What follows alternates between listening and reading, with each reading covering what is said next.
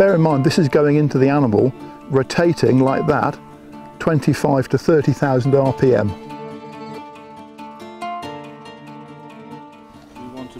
Welcome to the Field Tester Test Track, also known as Tim Pilbeam's Farm Range. Joining him this week is Andrew Venables of WMS Firearms Training.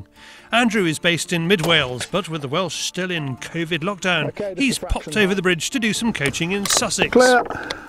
Now, over the past few months, Andrew hasn't been idly oiling his barrels. He's taken the opportunity to refine the testing he has done over many years on alternatives to lead bullets. Why? Well, for one thing, the Scottish Government will require its contractors to use non-lead bullets by the end of 2022. Today we will find out what Andrew thinks is the best lead alternative deer round. In another film, we'll look at his choice of lead-free varminting round. Everything in front of me here, the whole lineup, is just a tiny selection of the rounds that are available now, commercially, without any lead in them. Why wouldn't we want lead in the ammunition? I've probably eaten lead all my life. I don't know if I'd have been smarter if I hadn't. But we're in a situation now where there's an opportunity to actually take something out, and we're being pressed officially to take the lead out of any food sources in the UK. I don't want to ban lead, I don't seek a ban on lead, but if one's coming, we can either be ready and we can transition seamlessly, or we can be caught out and be in a mess, to be perfectly honest. As I say, my own personal choice now, after the work I've been doing, is I personally prefer to put meat in my freezer that's been shot with non-lead, and my choices at the moment in terms of the rifle bullets are the 308 and the 243. I've got the 6.5 as well, I haven't got that one here. Light for calibre, driven faster than normal, is an extremely good transition way to get away from lead and onto these copper rounds. Okay, what about the rumours that you've just bought shares in a copper mine in Zimbabwe? It was quite funny. I'm not actually employed or paid by any ammunition company or any rifle company. I'm a totally independent spirit and a bit of a grumpy sod at that. And when the shotgun shot debacle was on, when the NGOs made their announcement, there was an awful lot of stuff going on. And because I've done my own experiments over a long time, I came out fairly strongly in favour of what the NGOs had actually proposed. And there was an awful lot of people going, oh, you've got your snout in the trough, he's being paid by Ely or whatever, or, you know, I was working for Basque or something. I've never received anything other than reasonable service from Basque. I've been paid nothing by them. I pay them money, in fact, as a trade member. So, yeah, I'm saying this because these are my experiences and I'm happy to pass them on. That's basically it. Let's hit the range. Andrew and Tim are preparing a test for the two rounds that Andrew feels work in the field. This is what I think, humbly, in my subjective opinion, the marketplace needs. In 308, if you're going to be using the copper bullets on your average British deer species, then there's a choice of 110, 130, 150, 165, 180 grain bullets. Because they hold their weight so well, they retain their weight almost entirely 100%. Actually, it's the 110 and 130 grain bullets I think have the future. This is the 130 grain Barnes Tsx, being driven at 3,050 feet per second, and we'll see what it does down the range.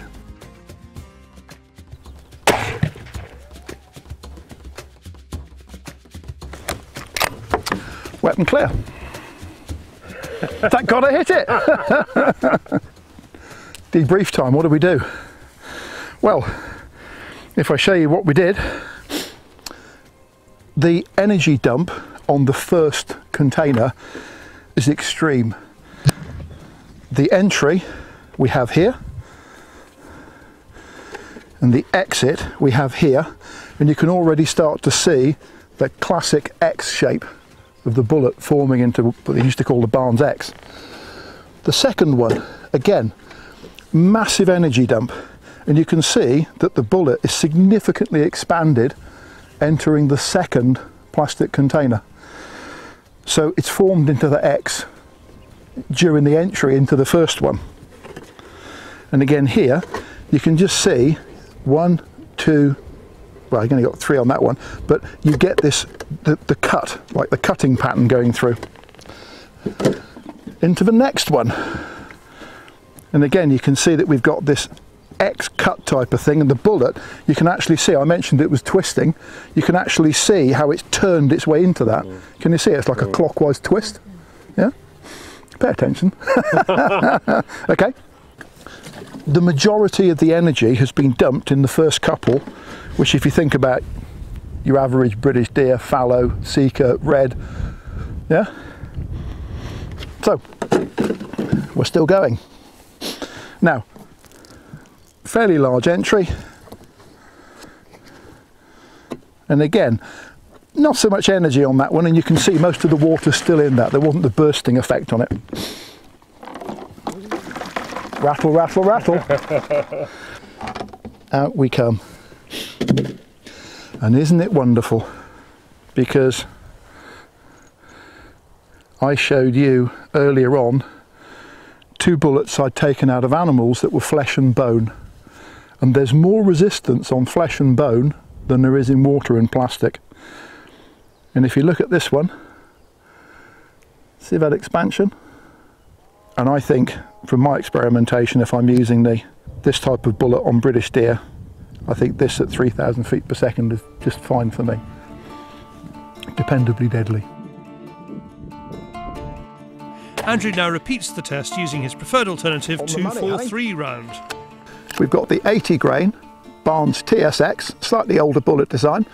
This has got the hollow point, and the 308 bullet we used a moment ago has got the ballistic tip. Effectively, you can see the ballistic tip is into a much larger hollow point, so this newer design opens even quicker and has a higher ballistic coefficient.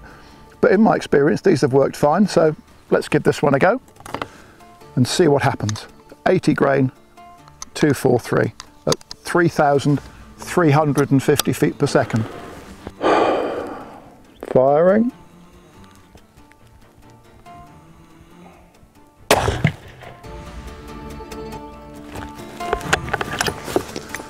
It's really interesting because that looked more like a 308 than a 243. It didn't recoil like a 308, but it's had a fair old impact on those. Let's go and have a look. Okay, this is really interesting. I mentioned that velocity is the thing. I said that to manage UK deer, if you're using lead-free bullets, light for caliber, high velocity. The 308 bullet hit at just under 3,000 feet per second. This one's hit at 3,350 feet per second. Under half the weight, well, half the weight.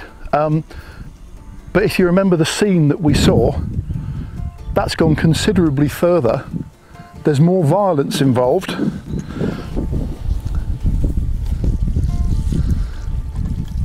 So we have a tiny entry wound, point.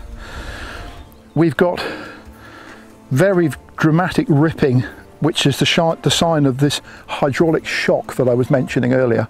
Some people call it hydrostatic shock, some call it hydraulic shock. It's the same kind of thing.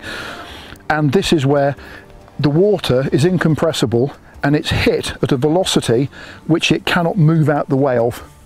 And you get these bursting forces involved. Okay, so that's gone in and it's come out, and you can see, very interesting this already. Can you see those spot marks there? I'm going to bet that those are the petals. I mentioned lead bullets kill to a large degree by fragmentation. One of the reasons sometimes with copper bullets people don't see such a fast kill. With the slow speed and the heavy bullet, there's no fragmentation. Now interestingly, it looks as if we've got fragmentation here. It's not a problem because you can eat copper. They can feed birds of prey on copper and it doesn't give them a problem. But that's really interesting. Here's the 5th one. And that holds the secret that we want to find out about. You can see again here on the entrance that you've got this slightly jagged effect. Obviously a much smaller bullet, and we had the exit there. Let's see what we've got.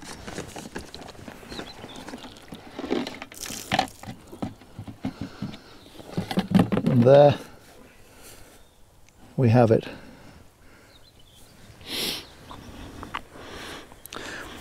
it's really interesting.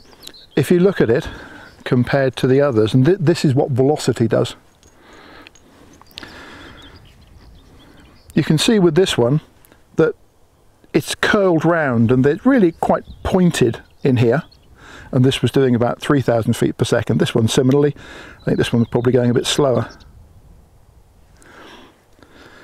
Now when we look to this one, I mentioned that there were some fragment damages. And because of the velocity involved, you can see that it's just snapped the tips off 1, 2, 2.5 of the petals. So we've still got it expanding to about twice its original caliber. We've got a little bit of fragmentation damage. If you want things to drop quicker, having a fragment that flies off is actually a recipe for that. Doesn't have to happen, but it's how most lead bullets are actually doing the job.